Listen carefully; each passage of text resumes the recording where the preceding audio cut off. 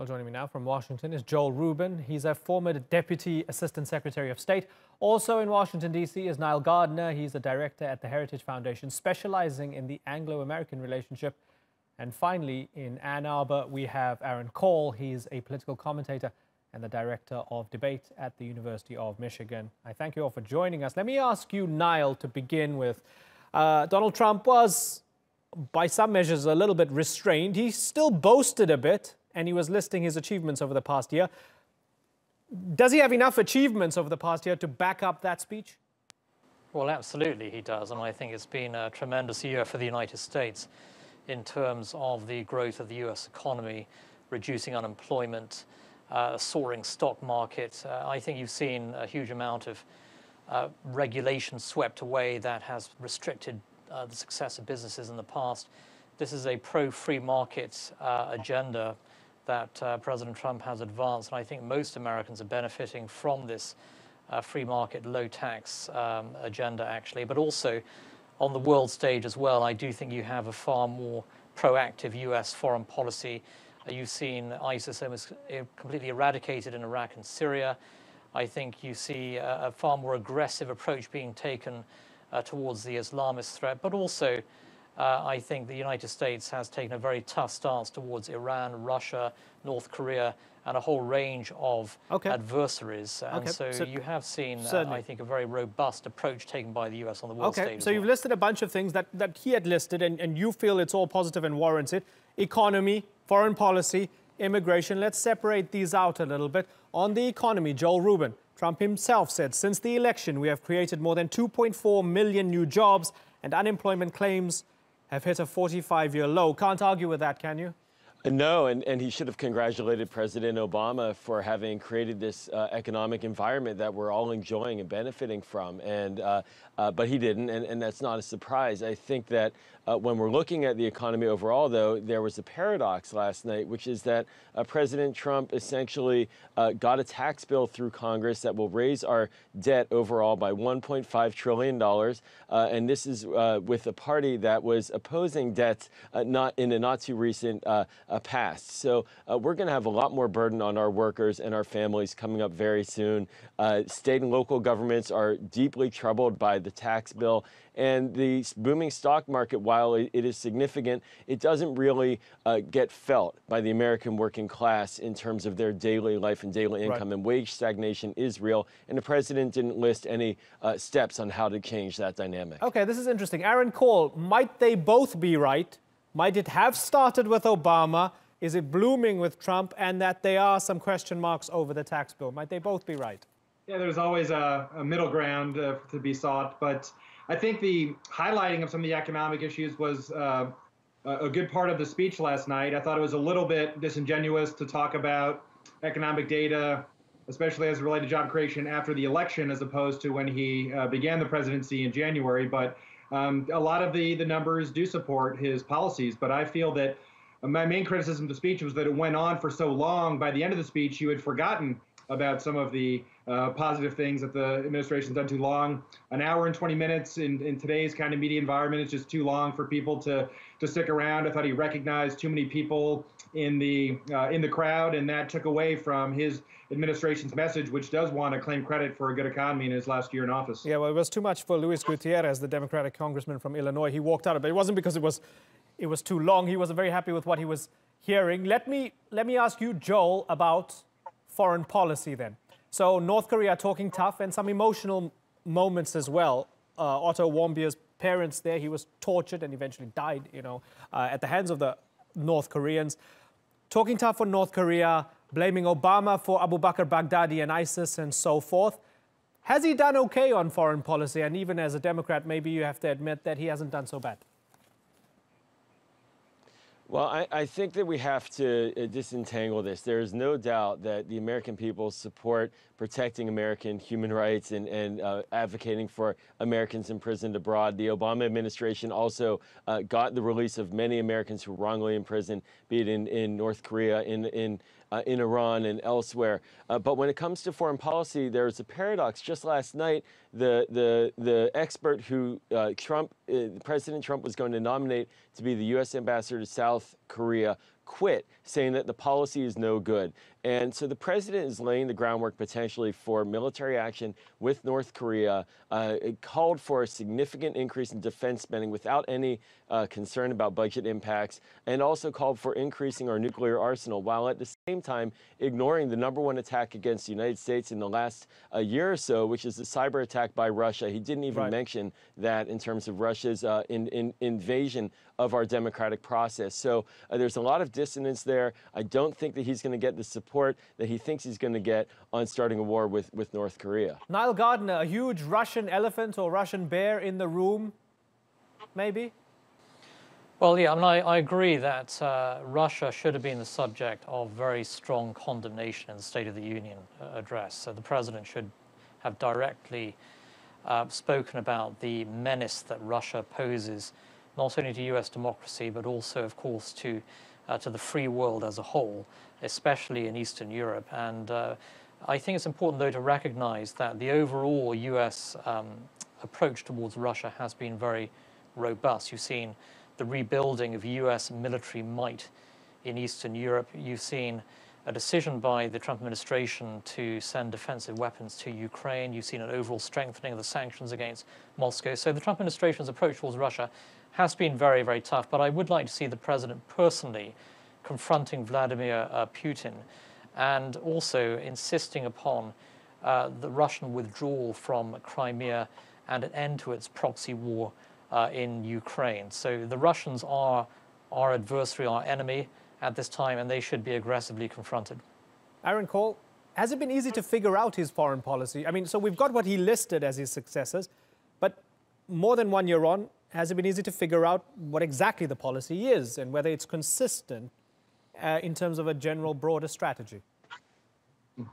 No, it's been a little bit of a mixed bag, and it's not surprising given his lack of political experience, military experience. One of the only, I think, the president we've had kind of facing that same exact scenario. And I do agree that the news breaking about the South Korean ambassador just before the speech was not good. And I think a lot of people would have liked to see more of a talk about Russia. I think looking back in history, in 2002, President Bush kind of penned the phrase "axis of evil" if there ends up being a military conflict between the United States and in North Korea. People will look to this speech and kind of that ominous tone as potentially being a part of it. But I do think the president did a good job of compartmentalizing Russia and the scandals surrounding him. Not mentioning it was very smart and similar to what President Clinton did in the late 1990s, as opposed to Richard Nixon, who in 1974 called for the end of the investigation. So to tout your success and not talk about scandal is the way to go in these kind of speeches. Yeah, Joel Rubin, immigration reform was a big part of the speech, right? Well, okay, fair enough. No, just chime in, yeah. Yes. Come in. Immigration, we'll move on. Please. Yeah, go ahead. Well, no, I was also going to mention that one very significant statement that the president made that does gather a lot of attention around the world, particularly in the Middle East, is that he wants to continue to keep Guantanamo Bay detention facility open. That flies in the face of previous American presidents from both parties.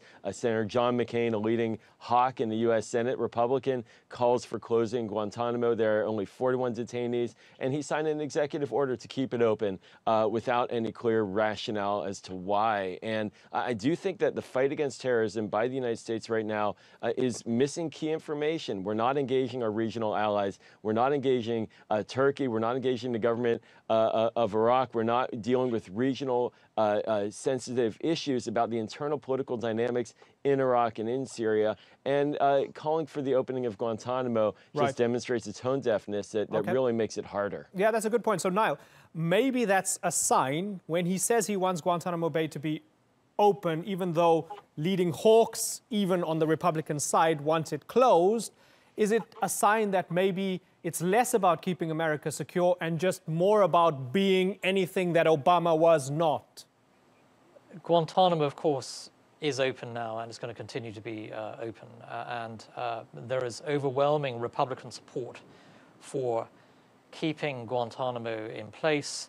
There's also overwhelming public support for that as well. And the reality is that the detention facilities at Guantanamo Bay are effective in terms of enhancing American security. And under the Obama administration, far too many terrorists were released from Guantanamo. They went back onto the battlefield.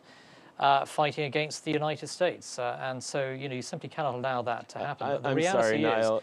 the national security I can't let that strategy stand. of I can't let the that current stand. U.S. administration is very robust and strong. No, that's absolutely true. The Obama administration released dozens of terrorists who should not have been freed. No, that was from they the Bush should have remained in administration. Guantanamo.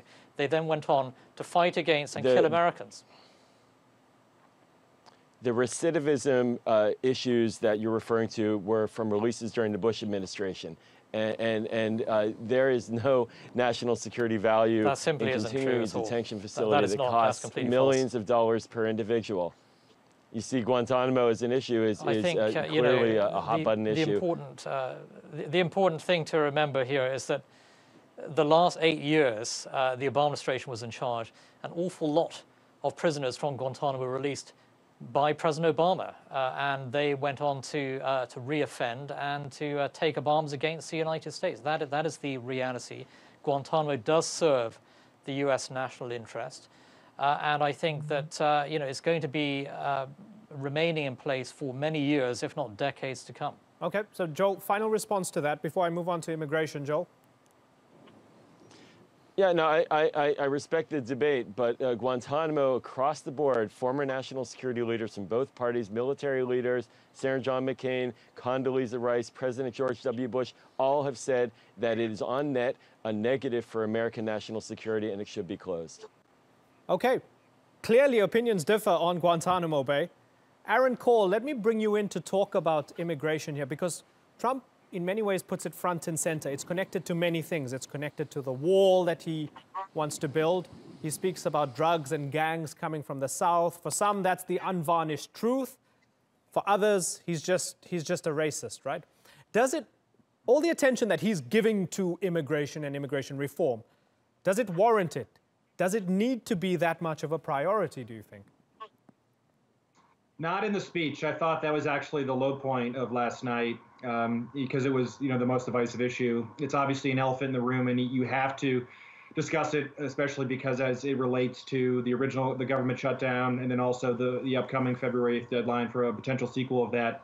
But it was very clear by both reactions to the room that there was not going to be any consensus on this issue. And I think there's a very small chance of getting any significant deal done since we have midterm elections in November. And I thought the line about some Americans being dreamers was a cheap shot. And then using some invited guests who were victims of MS-13 is something that was tried in the recent Virginia elections and rejected by the public. And so I think talking about the issue would have been smart, but the way in which it divided both the audience watching and those in the chamber, I thought really detracted from his overall message of the speech, which was unity and bringing the country together. Niall Gardner, the most divisive part of the speech, maybe on immigration, further dividing Congress and the American people?